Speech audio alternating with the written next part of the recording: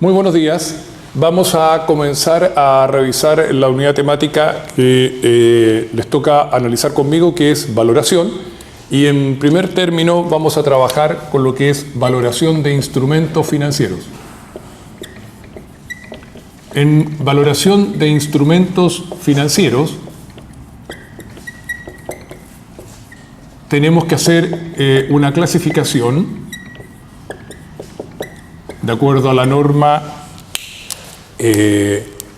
o del marco regulatorio del mercado de valores en Chile, donde los instrumentos financieros se clasifican.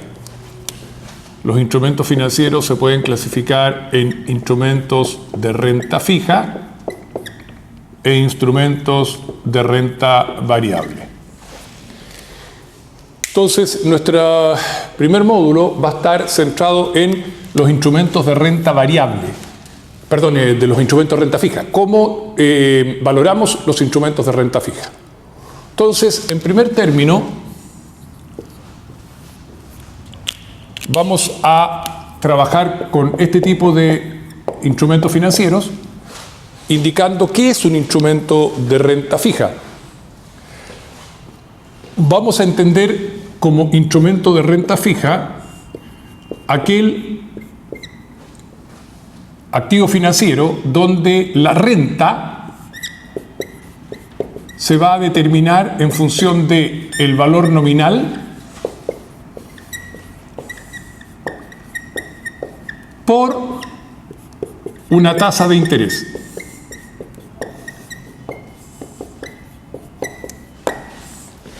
Cualquier instrumento financiero donde la renta se determina en función del valor nominal del instrumento por la tasa de interés es un instrumento de renta fija. Valor nominal es el valor de emisión del título, el valor que se estipula en el pagaré. Y la tasa de interés es la tasa pactada por el emisor. ¿Cómo valoramos un instrumento de renta fija? Vamos a describir los principales componentes del instrumento de renta fija. Primero vamos con el valor nominal, VN. Estos son los elementos claves para poder valorar un instrumento de renta fija. ¿Qué es el valor nominal? Como lo planteé recién, es el valor de emisión del instrumento de renta fija. Si ustedes visualizan, por ejemplo, un depósito a plazo, que es un clásico instrumento de renta fija, en el documento mismo, en el pagaré, va a estar estipulado el capital por el cual se emitió este instrumento. Ese capital es el valor nominal. Un bono, que es quizás el instrumento de renta fija que más vamos a conversar en el desarrollo del módulo, el bono, el valor nominal del bono es el valor de emisión del instrumento. Eso puede estar expresado en cualquier moneda. En Chile básicamente trabajamos con bonos emitidos en peso, UF y dólares norteamericanos. Segundo componente de la de emisión de un instrumento de renta fija es la tasa de interés.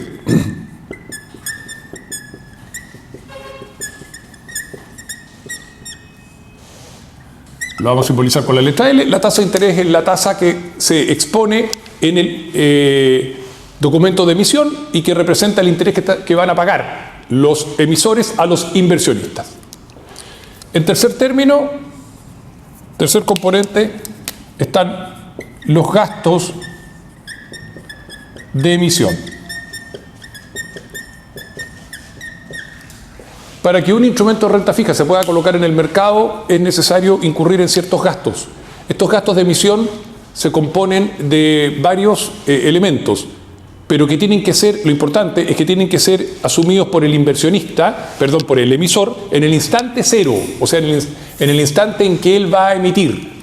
Los principales componentes de los gastos de emisión son, en primer término, clasificación de riesgo,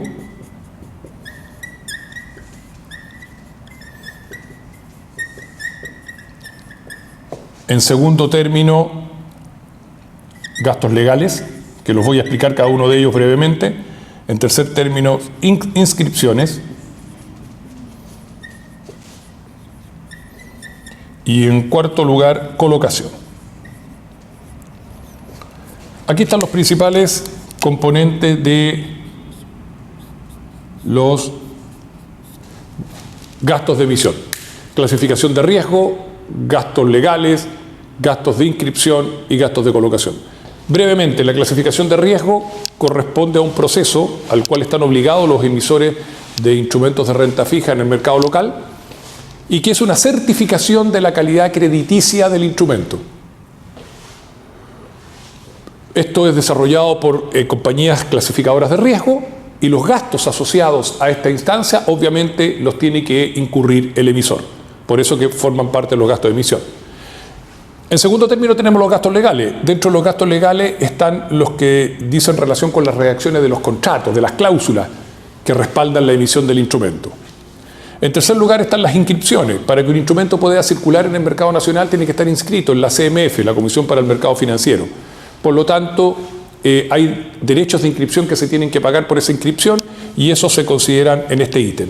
Y finalmente, para poder vender los títulos en el mercado, hay que pagarle, o sea, tenemos que llegar a través de brokers a poder colocarlo en el mercado y a esos brokers hay que pagarles una comisión. Esos serían los gastos de colocación. Y esos gastos se incurren esencialmente por cuenta del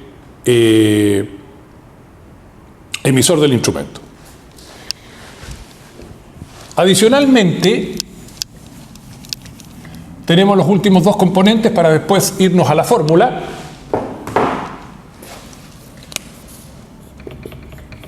Amortización de capital.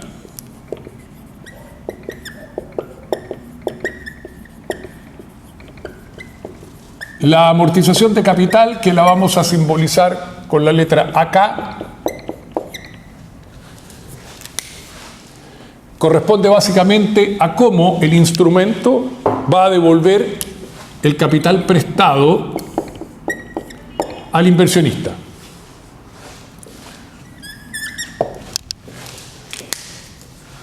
Ustedes conocen por cursos anteriores que existen tres métodos para amortizar el capital.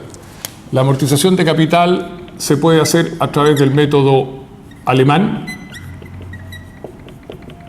a través del método francés y a través del método americano. Brevemente, la descripción de cada uno, porque repito, esto está visto por ustedes en asignaturas anteriores. El método americano devuelve todo el capital al vencimiento, por lo tanto, durante la vigencia del instrumento solamente paga intereses.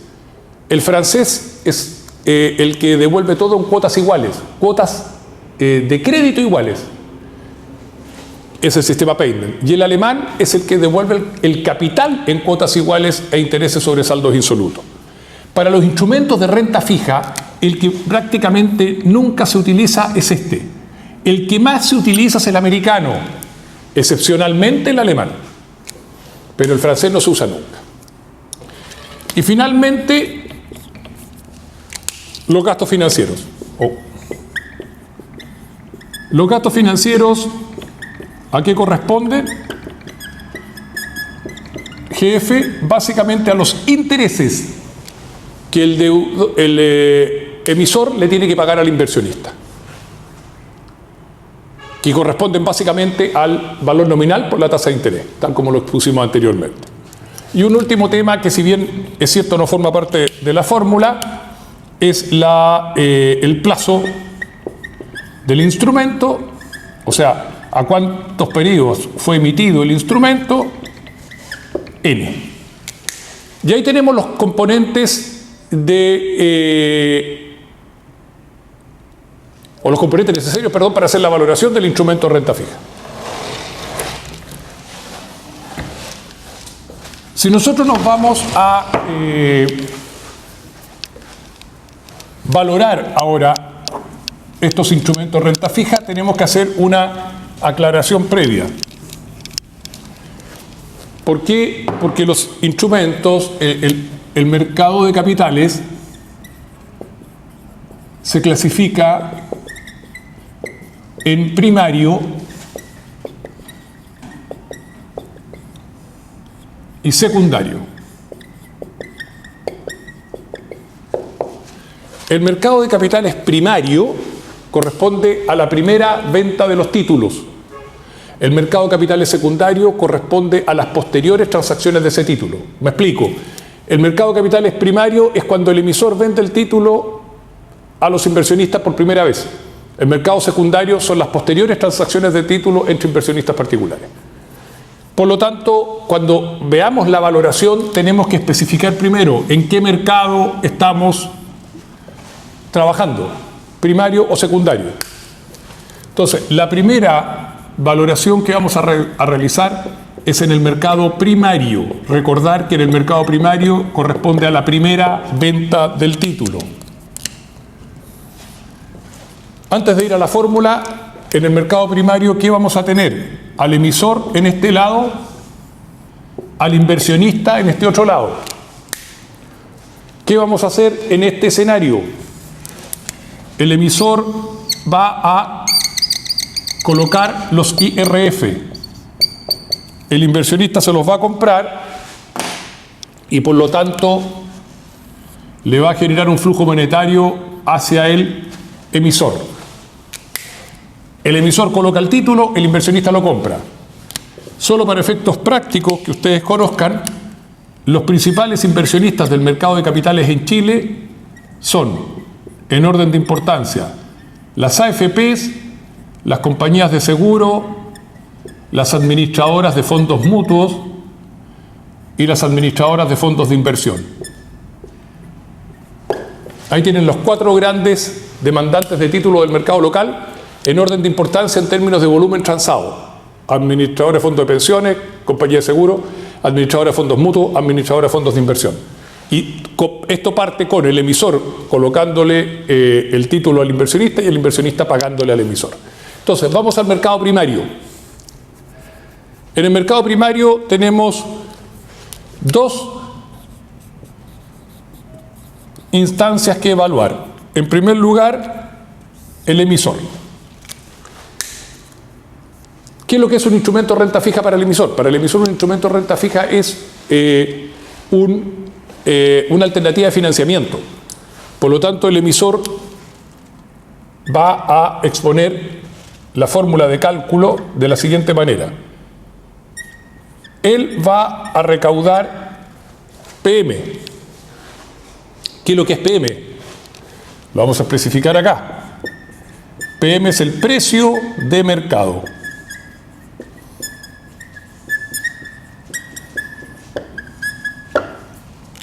O sea, PM es el valor al cual se va a vender el título en el mercado primario. Él lo emite, el inversionista lo compra. Ese es el precio de mercado. ¿Qué le vamos a descontar? Los gastos de emisión.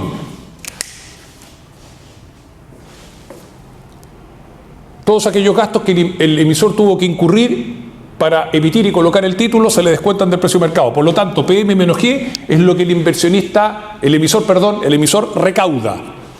¿Y qué tiene que pagar el emisor? La sumatoria desde I igual 1 hasta N de las devoluciones de capital más los gastos financieros y todo esto traído a valor presente, a la tasa R. Entonces, ¿qué tenemos en esta expresión? Al lado izquierdo, lo que el inversionista recauda por vender el título en el mercado primario. Al lado derecho, lo que el emisor le debe pagar al inversionista durante la vigencia del título, pero traído a valor presente. O sea, estas comparaciones se hacen en el instante cero. Por lo tanto, ¿cuántas incógnitas tiene esta expresión? Tiene 2 incógnitas, porque no sabemos a qué precio de mercado se va a vender y lo que estamos tratando de encontrar es cuál es la tasa que el emisor va a tener que pagar por ese instrumento. Los demás datos son conocidos. G es conocido, N es conocido, acá es conocido y GF es conocido. Entonces estamos en el escenario de una ecuación con 2 incógnitas. Por lo tanto, en el mercado primario, ¿qué tenemos que hacer paralelamente? Tenemos que evaluar al inversionista.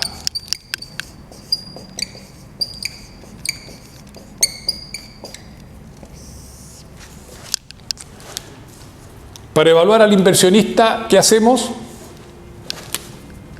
Identificamos cuál es la función de valoración del inversionista.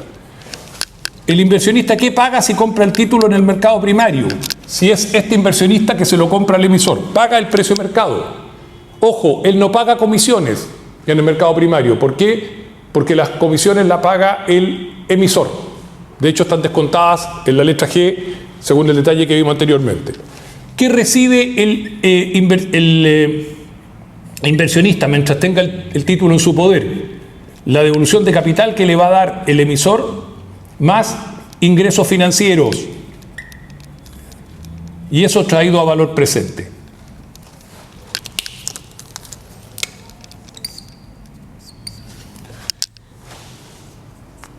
Fíjense que la expresión de abajo es exactamente igual a la expresión de arriba, solo cambia IF por GF. ¿Pero por qué cambia? Siendo que monetariamente estos términos son iguales. Porque para el emisor son gastos financieros los intereses pagados. Para el inversionista son ingresos financieros los intereses percibidos. Pero GF igual IF.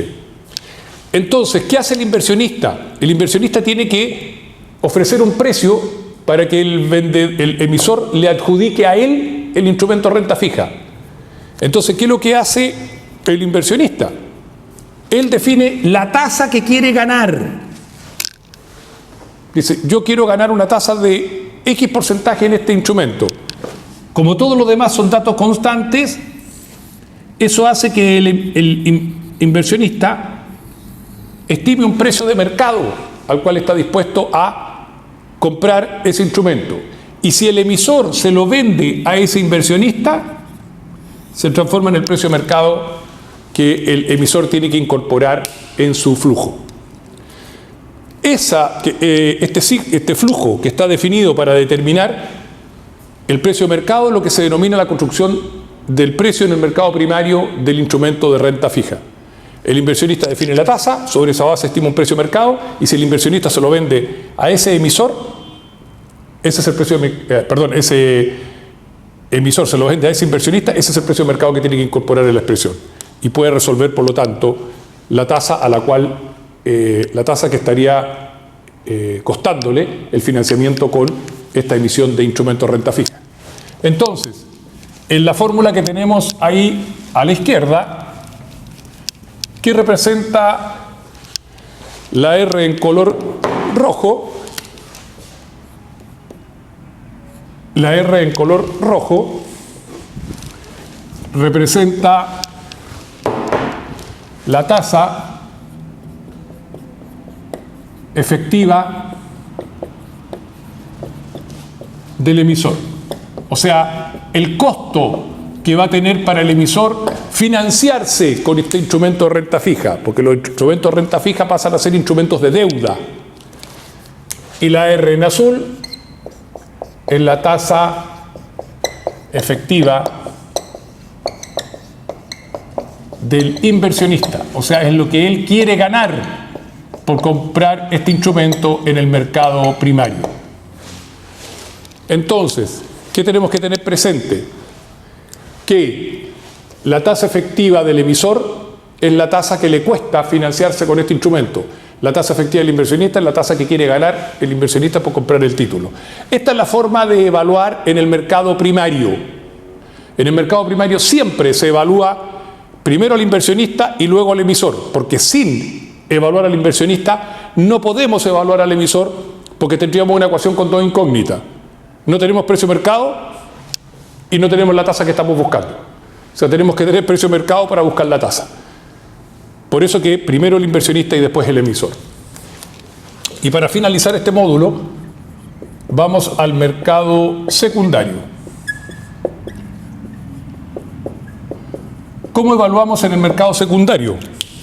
Ya habíamos descrito el mercado secundario como una de las opciones, ¿no es cierto?, que se transa en el mercado de capitales.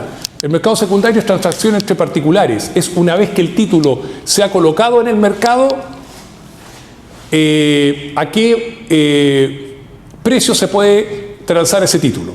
Por lo tanto, es un tema que solamente es significativo para el inversionista. Al emisor no le interesa. Al emisor le interesa solamente el mercado primario, jamás el secundario. El secundario es una transacción entre particulares.